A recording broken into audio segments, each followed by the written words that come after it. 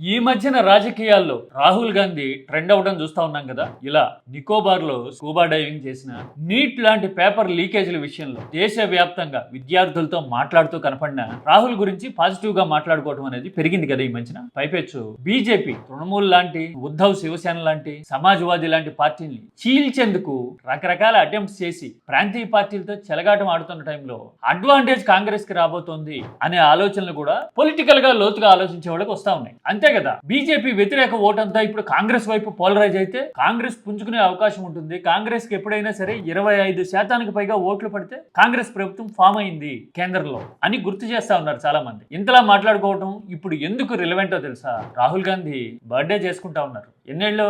56, 57? 1970లో పుట్టాడు ఆయన. మరి ఈ birthday Rahul Gandhi political career లో మోస్ట్ టర్న్ అరౌండ్ చూపించే సిచ్యువేషన్ అవ్వగలదా? ప్రాంతీయ పార్టీల విషయంలో బీజేపీ అనుసరిస్తున్న ధోరణి కాంగ్రెస్ కి, రాహుల్ గాంధీకి అడ్వాంటేజ్ అయ్యి రాజకీయాల్లో రాహుల్ గాంధీకి పాజిటివ్ ఫార్చ్యూన్స్ వచ్చే అవకాశాలు ఉంటాయంటారా? మీరైతే ఏం చెప్తారు? బర్త్డే విషెస్ చెప్పగలిగితే చెప్పండి. కామెంట్ మాత్రం సబ్జెక్ట్ ఓరియంటెడ్ గా చేయండి. This is key talks request.